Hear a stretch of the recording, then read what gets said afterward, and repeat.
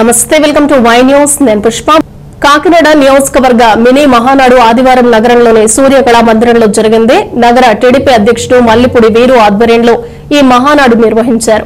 City MLA Vanamadi Kondababu, MLC Perabathula Rajasekhar, జిల్లా party మాజీ అధ్యక్షుడు జ్యోతుల నవీన్, మాజీ ఎమ్మెల్సీ చిక్కాల రామచంద్రరావు తదితర ప్రతినిధులు హాజరయ్యారు.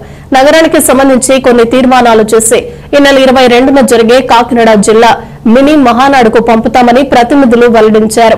ఈ కార్యక్రమానికి పెద్ద ఎత్తున మహిళలు, యువత తరలివచ్చారు. మినీ మహానాడును ఉద్దేశించి ఎమ్మెల్యే కొండబాబు ప్రసంగించారు.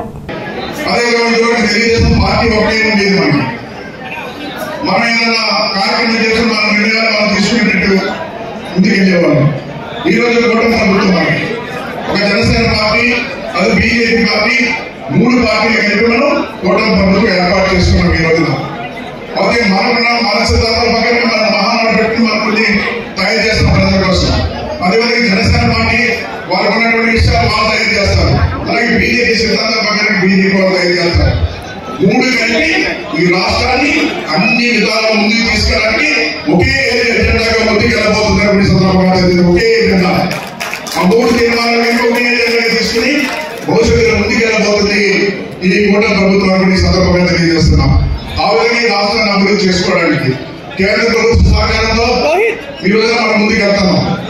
అదేవిధంగా గతాన్ని కూడా గుర్తు చేయాలి. గతంలో ఈ కాకినాడ నగరాన్ని తీసుకుందాం, జిల్లా ఓ పక్కన కాకినాడ నగరం తీసుకుందాం. అప్పుడు చిక్కాల రామచంద్రరావు మంత్రులు ఏం చేశారు, ఎప్పటి నుంచి ఉన్నారు ఈ జిల్లాలో, చాలా మంది సీనియర్ నాయకులు ఉన్నారు, అందరికీ తెలుసు. జిల్లాలో యూనిట్ గా తీసుకుని ఆ రోజు మన తెలుగుదేశం పార్టీ మంత్రులు కానీ, నాయకులు కానీ, కార్యకర్తలు కానీ అభివృద్ధి పథకం ముందుకు తీసుకెళ్లేవారు. ఒక జిల్లాను యూనిట్ గా తీసుకుని 19 ఎన్నికలు వచ్చినాయి. ఎన్నికలు వచ్చిన తర్వాత మనం ఓటమి బాధయ్యాం. మన ప్రభుత్వం కోల్పోవడం జరిగింది. వాళ్ళ ప్రభుత్వం వచ్చింది, వైసీపీ ప్రభుత్వం వచ్చింది. 2019 అధికారులు వచ్చిన తర్వాత మనం ఏదైతే స్మార్ట్ సిటీ తీసుకొచ్చామో ఆ పనులన్నీ కూడా ఎక్కడెక్కడికి నిలిచిపోవడం, ఆమె పనులు పూర్తి చేయడం సందర్భం.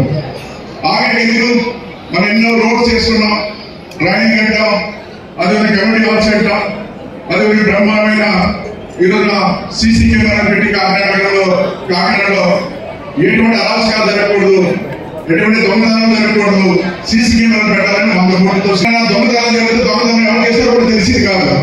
చాలా మంది మెడలో ఎవరైనా వాకింగ్ చేస్తే మెడలో చేంజ్ లాగా నిలిపేవారు, ఆడవాడిని దొరికేవారు కాదు. ఎందుకంటే స్పోర్ట్లలో వెళ్ళిపోయేవారు, ఇంట్లో వస్తువులు వెళ్ళిపోయేవారు, క్రైమ్ వెళ్ళిపోయినా ఎవరు పట్టించుకునే సందర్భం లేవు.